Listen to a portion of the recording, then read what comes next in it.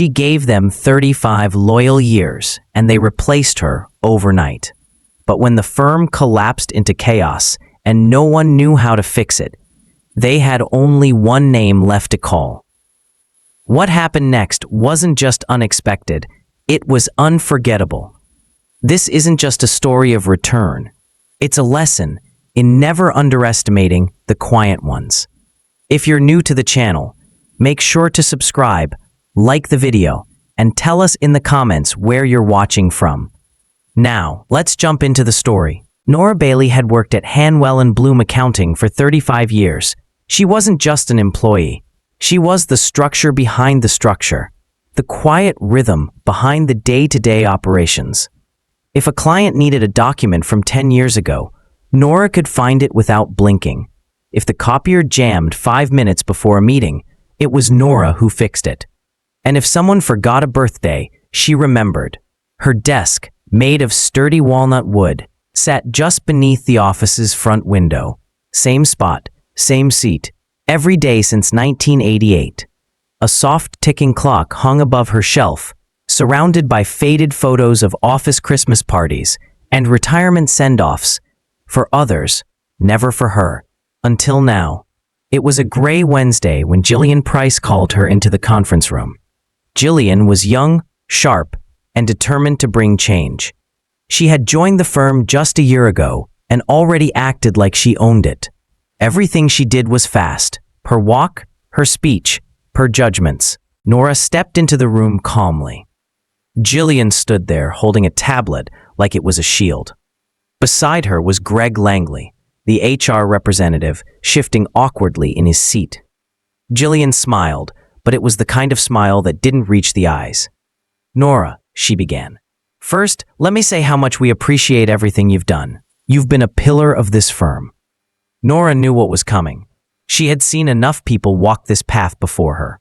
"But," Jillian continued, "as part of our modernization strategy, we're restructuring the admin roles.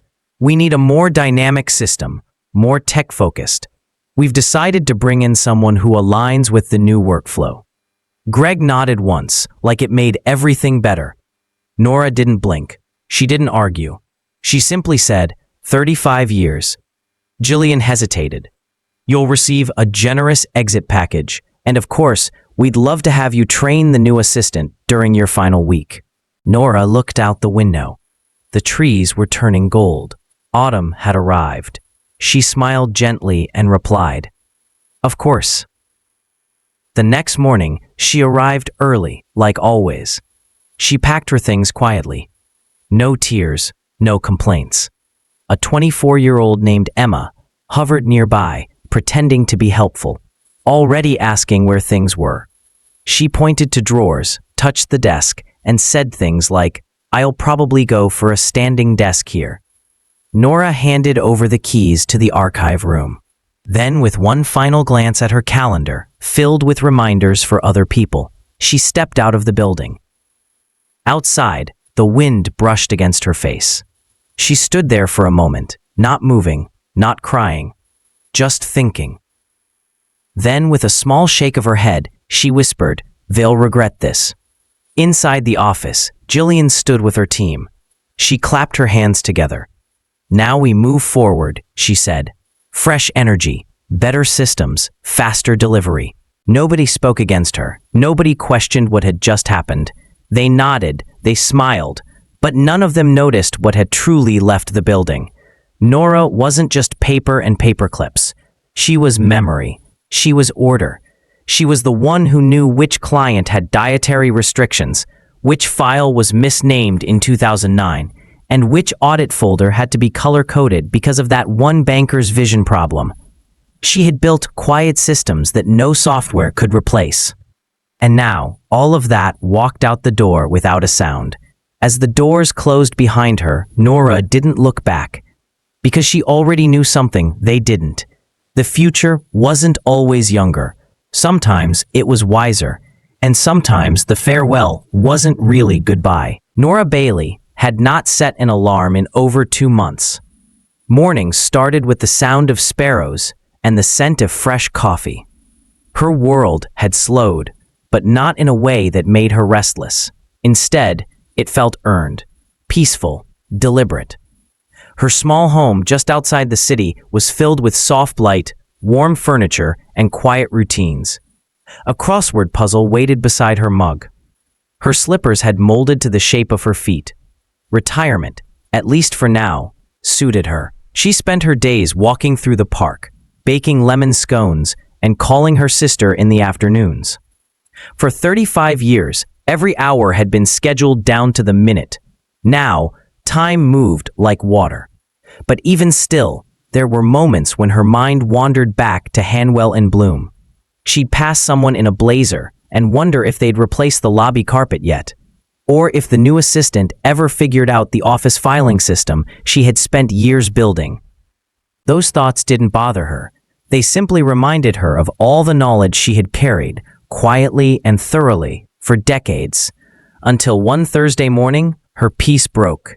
It was 8:13 a.m. when her phone buzzed. She almost didn't answer. The number was unfamiliar, and she had just poured her second cup of coffee, but curiosity nudged her thumb. "Nora, it's Hugo Miller." She blinked. That name pulled her back in time. Hugo was a senior partner at the firm, polite, careful, always respectful. He sounded different now, rushed, breathless. "I'm sorry to call like this, but we have a huge problem," he said. "We're in real trouble." Nora sat up straighter. She didn't say anything yet. "We're being audited," he continued. "The Reynolds file, our biggest client, has critical paperwork missing. Nobody can find it. The tax board is threatening penalties. Trial is scheduled for Monday." Nora still said nothing. "Emma can't locate the original signed documents. We don't even know how they were archived. And Jillian? Well, she's not handling it well." That name again, Jillian. "I warned about this," Nora said quietly. "You did," Hugo admitted. "And we didn't listen." He sounded embarrassed, tired, unsure. "I'm calling because you're the only person who knows that system, where things were filed, how to navigate the old storage logs." Nora let his words settle in the silence.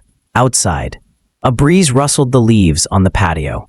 Inside, her clock ticked like it always had. "We could lose the Reynolds account," he added. "That's 10 years of business. The CEO is ready to cancel if we don't deliver those files."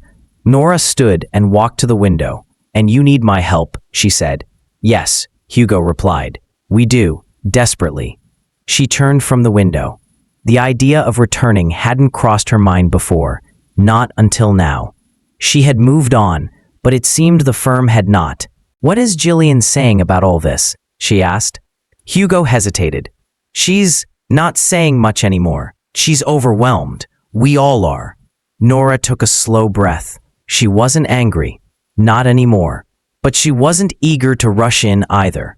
"You understand," she said, "that I'm not just going to walk back into the same role I left." "Of course not," Hugo said quickly. "We can talk details. Please, just tell me you'll consider coming in. Just for a day." She looked at her half-finished crossword. The word she had left blank was reliable. The clue had been someone you can count on. "I'll consider it," she said, and ended the call. As she sat back down, her mind began to work, not with worry, but with clarity. She remembered the folder color, the drawer label, the backup file copy she had made, just in case. She even remembered the odd request the client had made, something about paper clips instead of staples.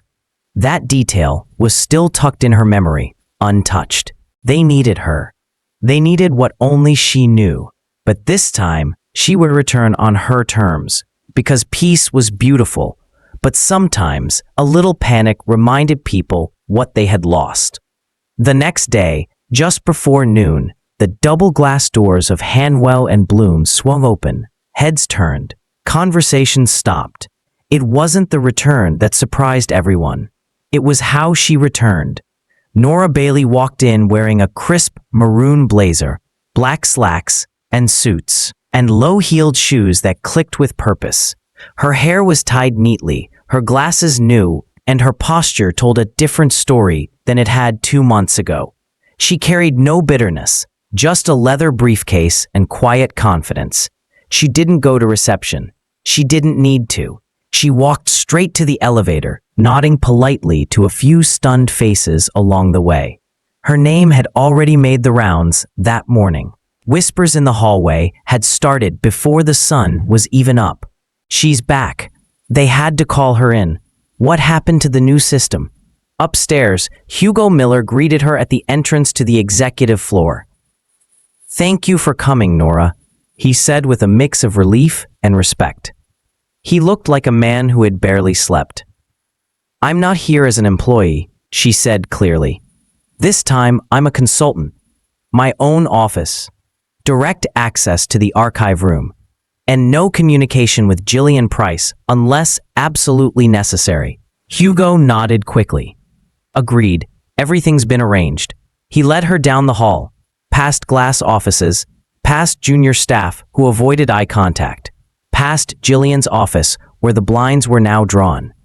Her new office was on the corner, brighter, bigger, and lined with bookshelves. A whiteboard stood ready. A monitor blinked with access to the internal system. Someone had even placed a fresh bouquet on her desk. Nora smiled, not out of pride, but understanding. This wasn't revenge. This was respect rediscovered. Within 15 minutes, she was scanning through digital files, cross-referencing folders, and pulling handwritten notes from her own briefcase.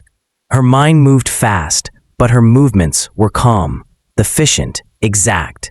By early afternoon, she had found what the staff couldn't: the Reynolds contracts, original copies, filed under the client's previous business name, exactly where she had left them, color-coded, labeled, with backup scans stored in the external drive only she had maintained. She printed them, signed her name, and walked them down the hall into the boardroom where the senior partners sat in silence. She placed the folder gently on the table. "It's all there," she said. Hugo opened it. His eyes widened. This saves us," he said. Across the room, a voice interrupted. Gillian. She had entered quietly, now standing with her arms crossed. "I'd like to understand how she got these," Gillian said, "because as far as I know, our new system doesn't even use that file code." Nora turned slowly. Her tone remained level. "Exactly," she replied. "Your new system ignored the firm's foundational structure, the one built before you arrived, the one you never bothered to learn." Gillian narrowed her eyes. "This isn't the time for a lecture." "You're right," Nora said. "This is the time for solutions. And experience is the solution you forgot you had." The room was silent. Hugo stood. "She saved the firm today, Gillian. Let's not forget that." Nora gathered her notes, preparing to leave the room, but before stepping out, she paused by the door and turned slightly. "It's never too late to learn, Miss Price," she said. "But first you have to admit you don't know everything." That evening, as the office emptied, Nora stayed behind. She wasn't cleaning up. She was reorganizing, not out of habit, but necessity. The systems had broken, not because they were old, but because they were misunderstood. Emma walked past her office and hesitated. "Ms. Bailey," she said softly, "how did you know where to look?" Nora smiled without turning her head. "Because I didn't just store files. I remembered what mattered." Emma nodded, then disappeared down the hallway. Nora looked out her window. The city lights were blinking. The skyline hadn't changed, but something inside the building had. And that was just the beginning. 3 weeks later, the office looked the same on the outside, but inside, everything had shifted. The Reynolds account had been saved. The audit passed without a single error. And 3 new clients had already reached out, referred directly by Reynolds himself. Hanwell and Bloom was no longer in crisis, but the memory of that close call lingered in every hallway. Nora Bailey now worked from the corner office. The one with the wide windows and tall bookshelves. It had once belonged to the co-founder. Now, it was hers. The brass plaque beside the door read, Operational Strategy Consultant. She didn't ask for the title. It was offered. So was the salary increase. So was the personal assistant. Every morning, she arrived exactly at 8:30. Not because she had to, but because she always had. Old habits, as they say, tend to stick when they're built on discipline and care. Jillian Price had not returned to the office since that boardroom meeting. Rumors circled. Some said she was taking a leave. Others claimed she had stepped down. Either way, no one from senior leadership mentioned her name anymore. Nora didn't ask. Her focus was on rebuilding the systems, quietly, carefully. Not with loud speeches or bold tech rollouts, just steady change. She brought back the handwritten log for backups. She trained junior staff on how to cross-reference client records, and she created a digital folder naming convention that even the interns could follow. What surprised the team most was her willingness to teach. Nora didn't hold grudges. She held standards. Emma, the young assistant who once hovered awkwardly during Nora's exit, had now become one of her most trusted learners. She stayed late. She asked questions, and Nora saw in her a reflection of who she once was, eager, quiet, and careful. On one particular afternoon, Nora was locking up when she noticed a cardboard box near the elevator. Beside it stood a woman with tired eyes and slumped shoulders. Jillian.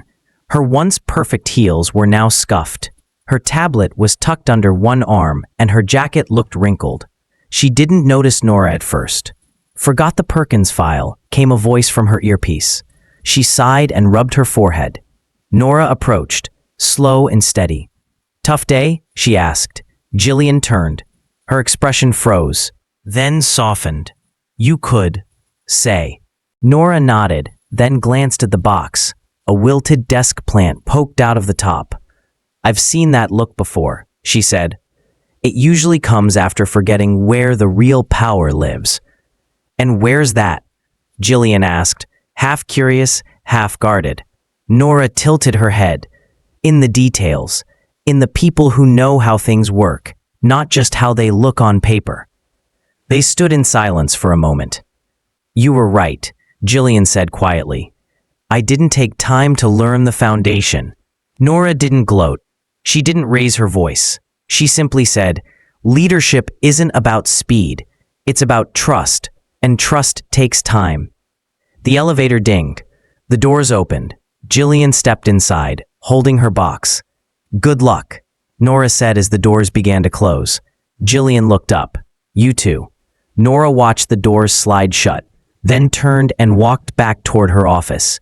The hallway lights flickered slightly, but her steps didn't slow. That evening, she sat at her desk with the city stretching out beneath her window.